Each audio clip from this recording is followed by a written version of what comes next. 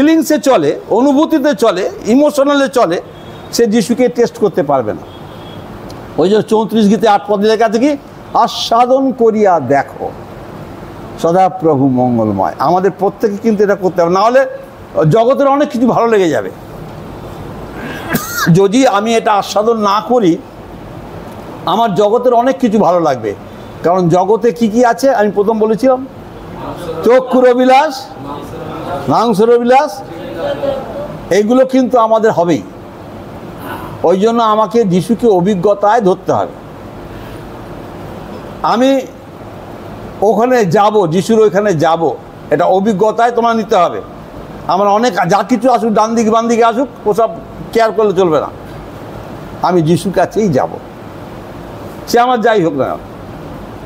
হ্যাঁ, তো সুতরাং যিশুকে আমি চাই তোমরা বাস্তবভাবে, আমার জীবনের অভিজ্ঞতায় আমি যিশুকে পেয়েছি, আর আমি চাই তোমরাও যিশুকে সেইভাবে। আমি 12 বছর ধরে প্রার্থনা করতাম, না 12 বছর, প্রভু আমি তোমার কাজ করতে চাই, আমি জগতে কাজ করব না। তুমি জীবন্ত ঈশ্বর, তুমি যদি শমূয়েলকে ডাকতে পারো, তুমি এলির সঙ্গে কথা বলতে পারো, তুমি মরিয়মের সঙ্গে কথা বলতে পারো, তুমি জোসেফের সঙ্গে কথা বলতে পারো, আমার সঙ্গে বলবে না কেন? আমাকে তোমায় বলতে হবে। আর যিশুকে ঈশ্বর কীভাবে কথা বলেন? 4 ভাবে ঈশ্বর কথা বলেন, অনেকবার বলেছি। আর যতবারই বলুক না কেন, এই তার বাক্যটাকে থাকবে, এই বাক্য তোমার মধ্যে থাকবে। কীভাবে ঈশ্বরের বাক্য শোনা যাবে? হ্যাঁ, দেখো শমূয়েল কোথায় ছিল? সহভাগিতায় ছিল, সে ঈশ্বরের গৃহে ছিল এবং প্রভুর দাসের সঙ্গে ছিল, তাই না? সে যদি জগতে মায়ের কাছে থাকতো, সে আওয়াজ শুনতে পেত না, তাই না? আমাদেরও এই সহভাগিতা মানে কি, আমি ঈশ্বরের উপস্থিতিতে আছি, আমি এখন যিশুর কথা শুনতে পাবো। আমার মনের প্রশ্ন যিশু উত্তর দেবেন, আমার যা কিছু পাওয়া চাওয়া যিশু শুনবেন। হ্যাঁ, এবং এগুলো হচ্ছে তোমার বাস্তব অভিজ্ঞতার মধ্যে আনতে হবে। অনেক সময় মতি 7 বলতে চাও, পাবে না, অনেকে এই নিয়ে ব্যাখ্যা করে না। যদি যিশুতে না থাকো, চাইলেও পাবে না। ওরকম অনেকে থাকে, অনেকে চাইছে, হ্যাঁ, হবে না। এবং কি অনেক সময় আমি চাইছি, কিন্তু ঈশ্বরের ইচ্ছা না হলে হবে না। তাই ঈশ্বর পাত্র শুনছেন না, না অনেকে বলে না, না ঈশ্বরের ইচ্ছা। যিশু তো যখন গেতসেমানে ছিলেন, কান্নাকাটি করছে, তার ঘাম রক্তের মতো পড়ছে, কী বল তিনি? আমি চাইছি যে এই কষ্ট যেন না পাই, বলা হচ্ছে এই পান পাত্র যেন আমার সামনে না আসে, অর্থাৎ এই কষ্ট যেন আমি না ভোগ করি মানসিক হিসাবে। কিন্তু আবার যখন আত্মিক চেতনা পাচ্ছে, তখন তোমার ইচ্ছাই সিদ্ধ হোক। আমরা অনেক সময় রোগে বেদিতে কষ্ট পাই, প্রভু তুমি আমাকে এর থেকে রক্ষা দাও, কিন্তু আমাকে ঈশ্বর শিখিয়েছে তুমি ওটা বলবে না। আমার রোগ থেকে ভালো করে এটা কখনো বলবে না। আমার কষ্ট আসুক, কিন্তু তুমি আমাকে শক্তি দাও যেন আমি সহ্য বহন করতে পারি। আমার প্রার্থনা সবসময় এনে থাকে। আজ ভোরবেলায় আমি প্রার্থনা করছিলাম, কেন আমি জানি না, হঠাৎ আমার মাথা খুব ব্যথা করছে, খুব মাথা ব্যথা করছে। আমার মাথা ব্যথা করে না এই যখন আমি এই বাইরে ঘুরি আর খাওয়া দাওয়া ঠিক হয় না, গ্যাস হয়, আর গ্যাসে আমার মাথা ব্যথা করে। আর আমি অনেক সময় বাড়িতে গিয়ে গলায় আঙুল ঢুকিয়ে বমি করি, বমি করে দিয়ে তারপরে আমি একটু রিলিফ হই, খাই না কিছু, শুয়ে পড়ে থাকি। তা এখানে তো ভাবি সেটা করা যাবে না। তা আমি একটু ওই প্রভুর কাছে বলছিলাম, কী হবে এটা বলো আমার, আমি যেরকম হচ্ছে। হ্যাঁ, দেখলাম ভালো হয়ে গেছে, দেখলাম এখন আর ব্যথা নেই আমার। হ্যাঁ, তা আমার সঙ্গে সম্পর্কটা ওরকম থাকতে হবে। তার মানে ব্যথা থাকলে বলবো যে না যিশু শোনেননি, তা না। ব্যথা থাকলে কী বলবো, শক্তি দাও যেন বহন করতে পারি, সহ্য করতে পারি, তাই না? যেমন ধরো অনেকে আইসক্রিম খাওয়ার ইচ্ছা আছে না, কিন্তু দাঁতে কনকন করে, কী করে, তবু কিছু খায় না। ব্যথা হলো ওকে খেয়ে নিল, হ্যাঁ, দাঁতের ব্যথা হচ্ছে তবুও আইসক্রিম খেয়ে নিচ্ছে, তাই না? তো সেরকম আমাদের ব্যথা থাকলেও প্রভুর কাছে আসতে হবে আমাদের। কষ্ট অনেক আছে, আমি জানি, সমস্যা অনেক আছে। ঈশ্বর সাহায্য করুন যেন আমরা যিশুতে, ওই যে যোহন 16:33 কি আছে, এবার সকলে পড়ে নিই। যোহন 16:33, আমি এই সকল তোমাদেরকে বললাম যাতে তোমার শক্তি প্রাপ্ত হও, আর তারপরে আমি যেমন জগৎকে জয় করেছি তোমরা তো আমি জগৎকে জয়, রাইট? হ্যাঁ,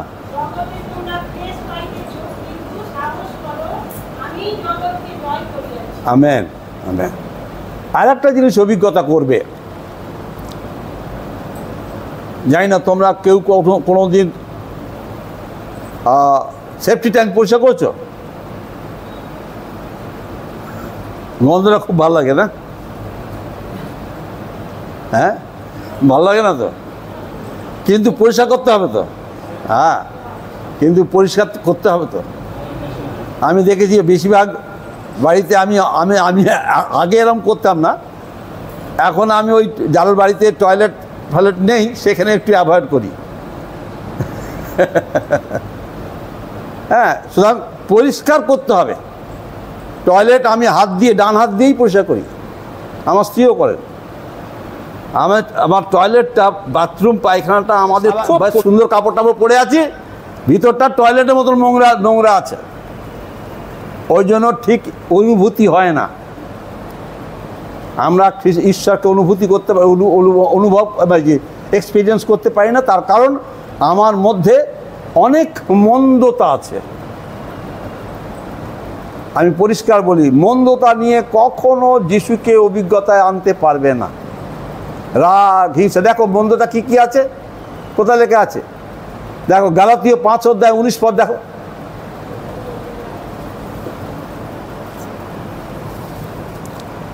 কি আছে? কেউ পড়ো একজন। মাংসের কার্য সকল প্রকাশ আছে, সেগুলি এই বেশ্যাগমন, অশুচিতা, শৈরিতা, প্রতিমা পূজা, কুহক, নানা প্রকার শত্রুতা, বিবাদ, ঈর্ষা, রাগ, প্রতিযোগিতা, বিচ্ছিন্নতা, দলভেদ, মাৎসর্য, মত্ততা, রঙ্গরস ও তৎসাদৃশ্য, অন্য অন্য দোষ। হ্যাঁ, আরেকটা দেখো, 2 তিমথি তার 3 অধ্যায় দেখো, 1 থেকে 6 পদ। 2 তিমথি 3 অধ্যায়।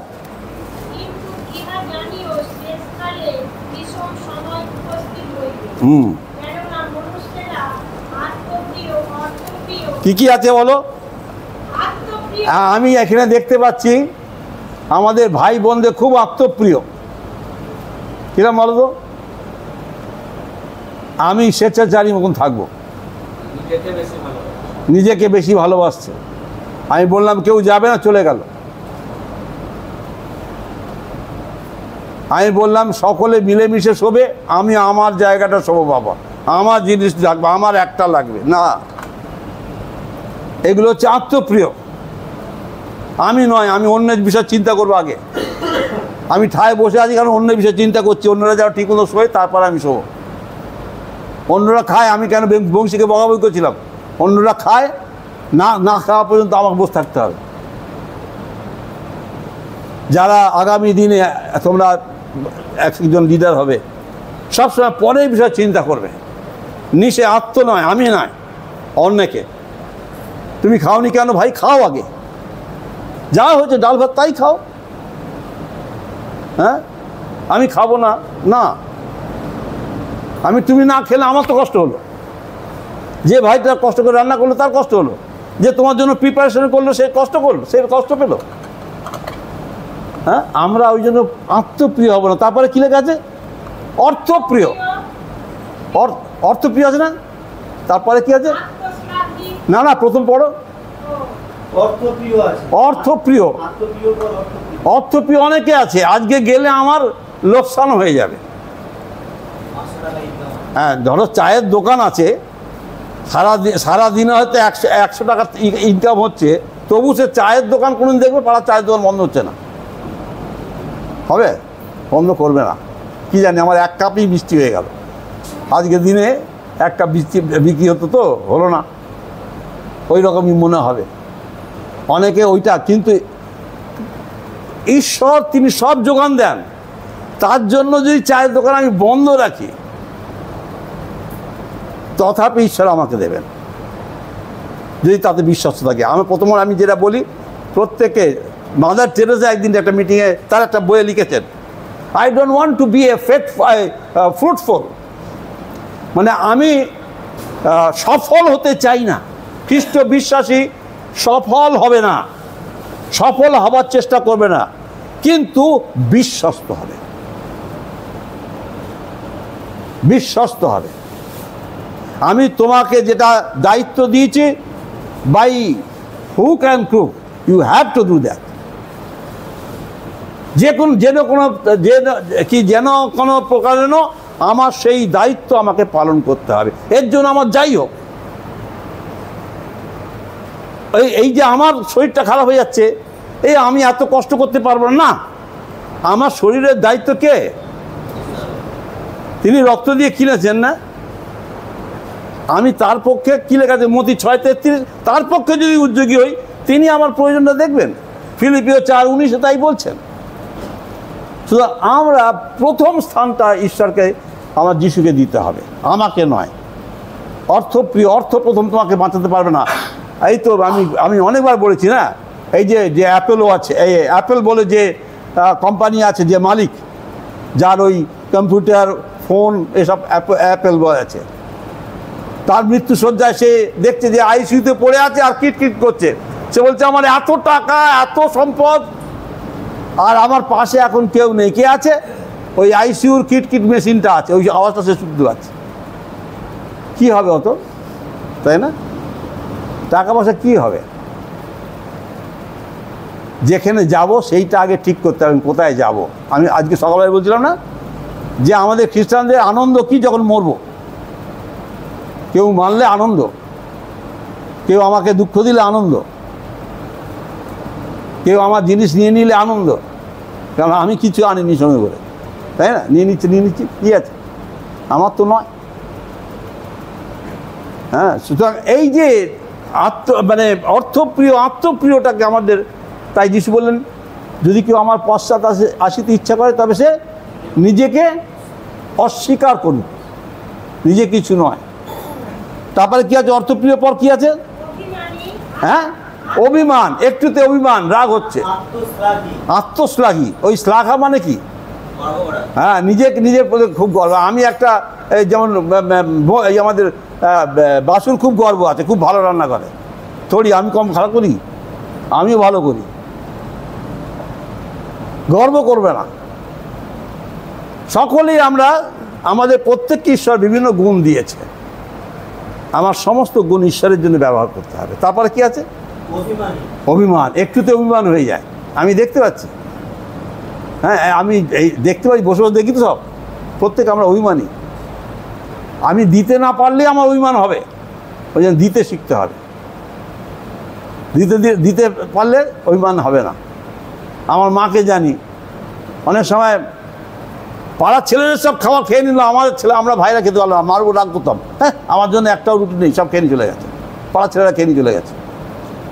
মা তাদের খাইয়ে দিত।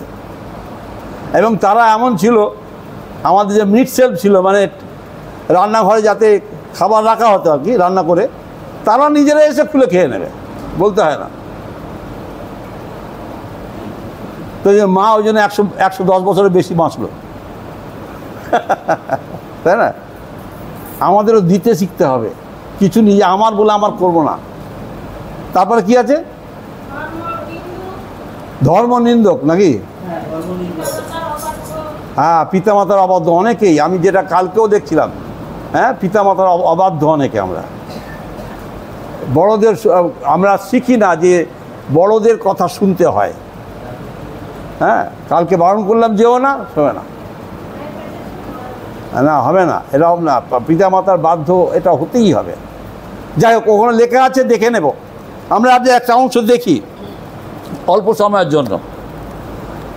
লুক তার 23 অধ্যায় 50 পদ থেকে।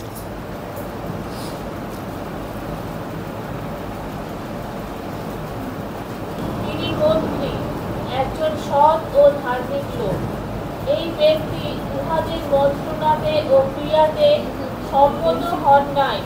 তিনি যিহুদীদের অরিমাথিয়া নগরের লোক, যিনি ঈশ্বরের রাজ্যের অপেক্ষা করিতেছিলেন। এই ব্যক্তি পিলাতের নিকটে গিয়া যিশুর দেহ যাচনা করিলেন। পরে তাহা নামাইয়া সরু চাদরে জড়াইলেন এবং শরীরে খড়িত এমন এক কবর মধ্যে তাহাকে রাখিলেন, যাহাতে কখনো কাহাকেও রাখা যায় নাই। রাখা যায় না, হয় নাই। রাখা যায় নাই লেখা আছে। আচ্ছা, আমারটা হয় নাই আছে। আচ্ছা, তা ঠিক আছে। সেই দিন আয়োজনের দিন এবং বিশ্রামবারের আরম্ভ সন্নিকট হইতেছিল। আর যে স্ত্রী লোকেরা তাহার সহিত গালিল হইতে আসিয়াছিলেন, তাহারা পশ্চাৎ পশ্চাৎ গিয়া সেই কবর এবং কি প্রকারে তাহার দেহ রাখা যায় তাহা দেখিলেন। পরে ফিরিয়া গিয়া সুগন্ধি দ্রব্য ও তৈল প্রস্তুত করিলেন। আমেন। আমাদের মৃতদেহ কি করে রাখা হয়, কার কার অভিজ্ঞতা আছে? তোমাদের নিশ্চয়ই ডেকেছিলাম ওই জন্য, যে আমার মাকে কিভাবে কবর দেওয়া হয় তোমরা দেখো।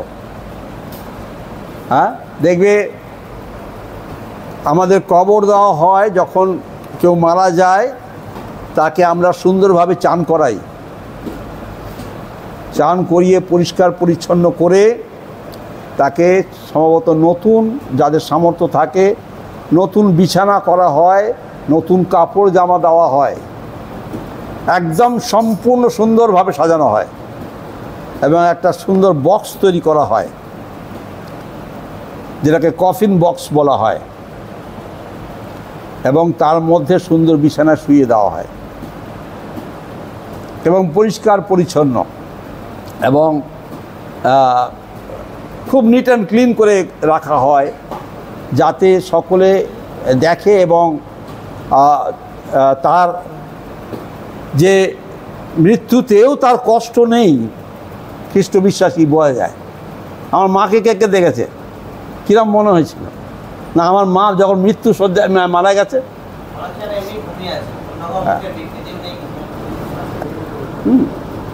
তা এই আমাদের পরের প্রতি নজরটা বা ঈশ্বর আমার প্রতি দেখবেন না।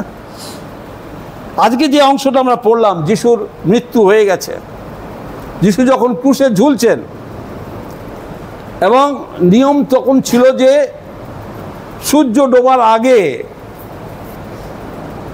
সূর্য ডোবার পর আর কখনো কোনো মানুষকে ক্রুশে রাখা যাবে না।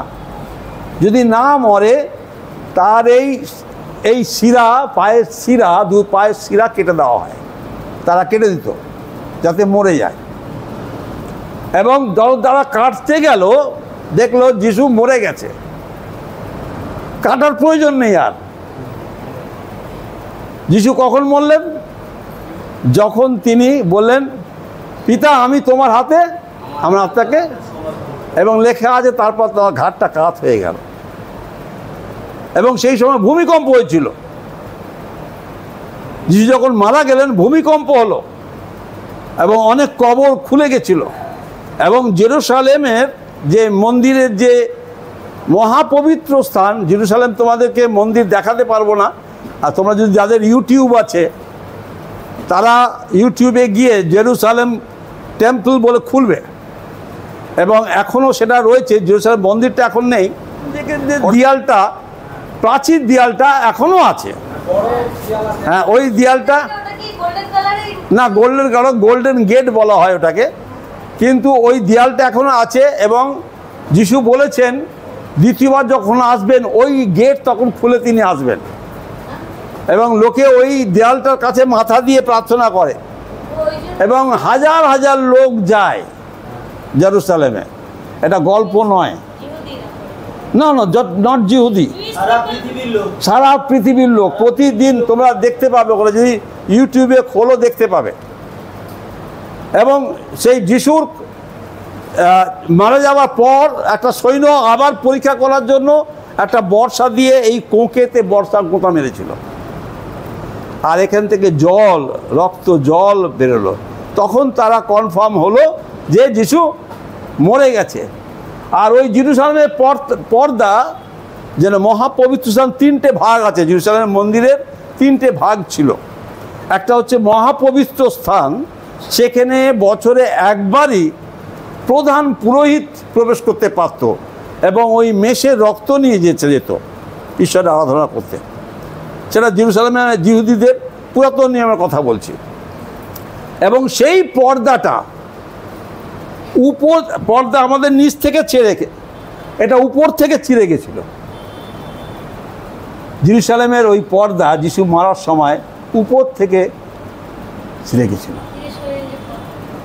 এবং তার ইনার মিনিং হচ্ছে সাধারণের লোকের ওই ভিতরে যাওয়ার, প্রার্থনা করতে যাওয়ার পারমিশন ছিল না। 3টে ভাগ ছিল, মহাপবিত্র স্থান, পবিত্র স্থান, তারপরে সাধারণের জায়গা, এবং তারপরে আরেকটা আছে কোর্টইয়ার্ড, যেখানে অন্য বিজাতিরা তারা আসতে পারত। এত কিছু রেস্ট্রিকশন ছিল। তা যিশু মরার সময় এই রেস্ট্রিকশন উঠে গেল, বলে সকলেই যিশুর কাছে আসতে পারবে, ঈশ্বরের কাছে সকলের পারমিশন রয়েছে, আর বাধা রইল না।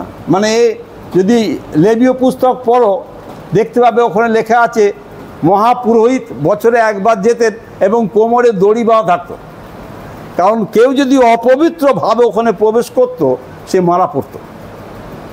তা যখন অনেকক্ষণ হয়ে যাওয়ার পর যখন পুরোহিত বেরোচ্ছে না তখন টেনে বার করতে হতো, মানে মরে গেছে। ওই জন্য কেন বলি যে পুরোহিতের কাজ এমনি, যদিও আজকের লোকে সেই পবিত্রতা মেনটেন করে না, কিন্তু প্রিয় ভাই বোন আমি বলতে চাই আমরা যেন পবিত্রতা মেনটেন করি, কারণ যে দায়িত্ব ঈশ্বর দিচ্ছেন, আমাদের দিয়েছেন, এটা সাধারণ দায়িত্ব নয়। তোমার প্রতিটি জিনিস, কথা, জীবন হাজারটা লোক দেখবে, এবং তোমার মধ্যে যদি সেই পবিত্রতা না থাকে তাহলে তুমি এর জন্য পানিশমেন্ট পাবে। সুতরাং প্রত্যেকটি ভাই বোনকে বলি খুব সাবধান। খ্রিস্টের কাছে আসা মানেই আমরা দেখে নিই প্রথম পিতর তার 1 অধ্যায় 16 পদ কি লেখা আছে? তোমরা পবিত্র হও। আচ্ছা, মতি 5 অধ্যায় 48 পদ কি লেখা দেখো।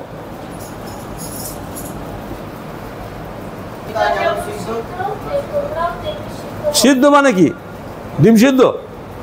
হ্যাঁ, সিদ্ধ মানে পবিত্রতা। ঈশ্বরের চরিত্র হচ্ছে তিনি পবিত্র, ঈশ্বর কখনোই অপবিত্র নন।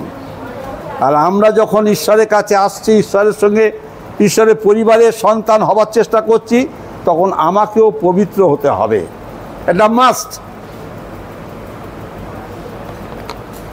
আমার মধ্যে ওই যে দোষগুলো দেখালাম ওগুলো যেন না থাকে। আমি একদিনে পারবো না, একদিনে ওই দোষগুলো হাঁটাতে পারবো না, কিন্তু আমার প্রচেষ্টা থাকবে আজকে আমি সারাদিনে একটা মন্দ কাজ, মন্দ কথা, মন্দ চিন্তা করব না। আমি ওই জন্য উদাহরণ দিই, সাইকেল চড়া একদিনে যেমন পারা যায় না, সাইকেল চালাতে চালাতে পড়তে হবে, উঠতে হবে, করতে করতে সাইকেল চালানো শেখা যায়। পবিত্রতার জীবন তুমি যদি চেষ্টা না করো কোনোদিনই পারবে না, কোনোদিনই পারবে না, এবং কোনোদিনই ঈশ্বরকে আস্বাদন করতে পারবে না। ওই যিশু করে যেতে হবে সারা জগতে, ঈশ্বর মঙ্গলময় আস্বাদন করতে পারবে না। তাই জন্য আমাদেরকে পবিত্র জীবন যাপন করার জন্য যিশু তিনি যখন মারা গেলেন, যখন দেখা গেল মারা গেছে, পরীক্ষা করে দেখা গেল মারা গেছে, তখন কি হলো? এখানে লেখা অরিমাথিও জোসেফ অরিমাথিও, তার অরিমাথিও মিনস অরিমাথিও একটা জায়গার নাম। আর এই জোসেফও মন পরিবর্তন করেছিল। সে যিশুকে, এটাকে বলা হচ্ছে গুপ্ত বিশ্বাসী ছিল, মানে প্রকাশ্যে সে বিশ্বাস প্রকাশ করেনি, কিন্তু তার জীবন খ্রিস্টের সঙ্গে যুক্ত ছিল। কারণ যিশুর সঙ্গে সে যিশুর সঙ্গে তার সাক্ষাৎ হয়েছিল এবং যিশুকে সে তার জীবন দিয়েছিল। আর সেই কারণে হয়তো তার পরিবার কেউ চাইছিল না, হয়তো পরিবেশ চাইছিল না, কিন্তু নিজেকে সে যিশুর সামনে একদম পবিত্র রেখেছিল। অনেক সময় আমাদেরও এই পরিস্থিতি হয়, আমাদের আশেপাশে হয়তো আমার পরিবার আমাকে চায় না, হ্যাঁ, এবং লেখা তিনি মন্ত্রী ছিলেন এবং তিনি এবং স্বাভাবিকভাবে মানে দেশের মন্ত্রী হয়ে যদি যিশুকে বিশ্বাস করে তাহলে সাংঘাতিক একটা অন্যায় হয়ে যাবে, তাই না? আমরা জানি দানিয়েলের ব্যাপার, তাকেও সিংহের খাতে ফেরত দেওয়া হয়েছিল। সে মন্ত্রীও সে অত সকলের থেকে অত বিজ্ঞমান হয়েও নিয়মটা সকলের জন্য একই, সেই জন্য সে গুপ্ত ছিল, গুপ্ত বিশ্বাস। তাহলে গুপ্তটা থাকতে পারলো না তো। আমরাও যদি গুপ্ত বিশ্বাসী থাকি, কিন্তু কখনো কখনো এমন পরিবেশের সৃষ্টি হবে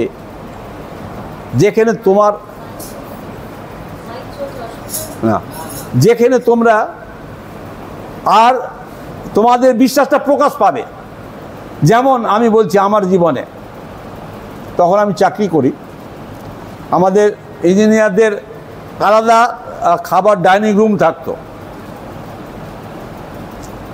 আর আমি সেখানে খেতে গেছি, আমার সঙ্গে আরও অনেক ইঞ্জিনিয়ার আছে। আমাকে খাবার দিলেই আমি নিয়ে আগে প্রার্থনা করি। এরা আমাদের ছোটোবেলা থেকে শেখালো। আমি খাবার টেবিলে নিজে নিজে প্রার্থনা করছি। আমার সামনে বড় টেবিল, আমার সামনে যে বসে আছে সে একটা ইঞ্জিনিয়ার। আমি তাকে চিনি না, কারণ প্রায় 10-12 হাজার লোক কাজ করে আমাদের ওখানে, না আমি যেখানে কোম্পানিতে কাজ করতাম সেন্ট্রাল গভর্নমেন্টে। তা আমি প্রার্থনা করছি, কেউ দেখেছে কি না দেখতে যাই না, সে মনে হয় দেখেছে। তারপর আমি খাচ্ছি, আমি খুব তাড়াতাড়ি খাই, তুমি দেখবে আমার খাওয়া খুব তাড়াতাড়ি। মানে আমি অনেক সময় বলি, আমার স্ত্রী বলে তুমি বসলে, আমি ওই জন্য বলি তোমাদের হাফ খাওয়া হলে আমায় ডাকবে, আগে ডাকবে না, তাহলে আমি আগে গিয়ে উঠে পড়বো। তো যাই হোক, আমার তাড়াতাড়ি হয়ে গেছে, আমি উঠে আসছি। সেই আমার সামনে যে বসছিল তাকে আমি চিনি না, সেও খেয়ে দিয়ে আমার পিছনে আসছে, স্যার স্যার স্যার স্যার। আমি দাঁড়ালাম, কী ব্যাপার? আচ্ছা একটা কথা বলুন। আচ্ছা আপনি কি খ্রিস্টান? আমি কেন? না দেখলাম আপনি খাবার নিয়ে প্রার্থনা করলেন। আমি হ্যাঁ আমি খ্রিস্টান। আপনি? বলে আমিও খ্রিস্টান, কিন্তু আমি তো একটা চার্চের সেক্রেটারি, কিন্তু লজ্জা লাগে।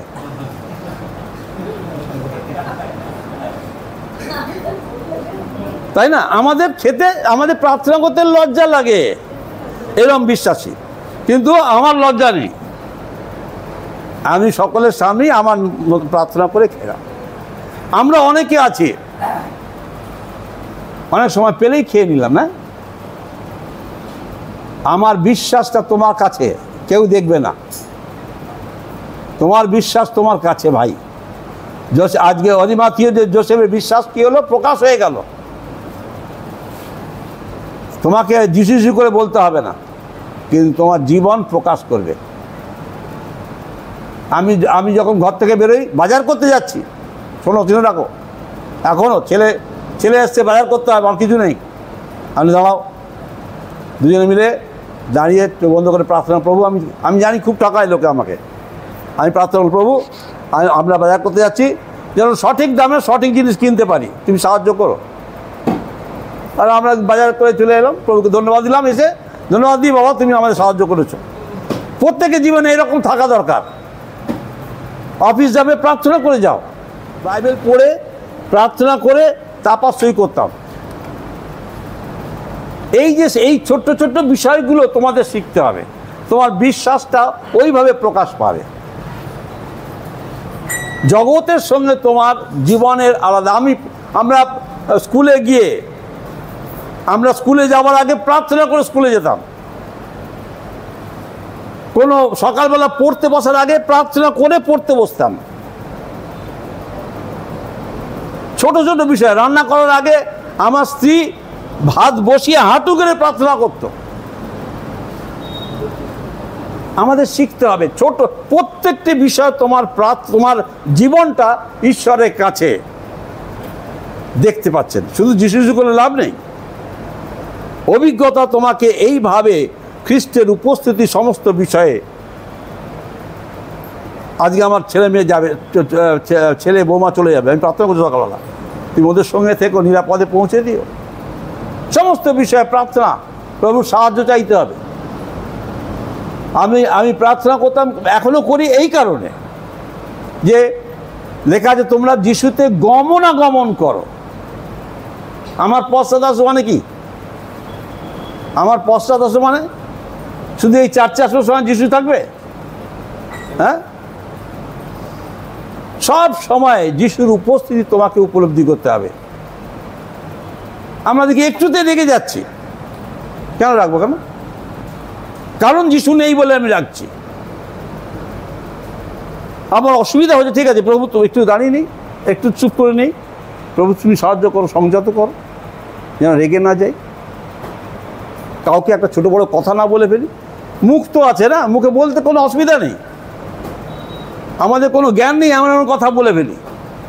এটা তোমার বিশ্বাস প্রকাশ পাচ্ছে না? প্রিয় ভাই বোন, অরিমাথিও কেউ জানতো না, কিন্তু প্রকাশ পেল তার কাজেতে। অরিমাথিওর যে বিশ্বাসীরা প্রকাশ পেল কাজের মাধ্যমে। তোমার বিশ্বাস প্রকাশ পাবে কাজে, তোমার কথাবার্তা, তোমার জীবনে। অনেক আছে আমরা ঢাক বাজাই, নিজের ঢাক বাজাই, তা ঢাল মানে কি বলে, আমার গুণগান, আমি বিশ্বাসে দশমাংশ দিই, আমি বিশ্বাসে প্রতিদিন বাইবেল পড়ি না, ওটা তো হবে না। তোমার জীবন প্রমাণ দেবে, তোমার আচার ব্যবহার প্রমাণ দেবে তুমি বিশ্বাসে আছো কি না।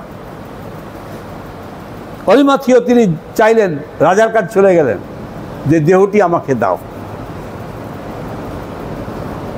গরুর দেহ আমাকে দাও।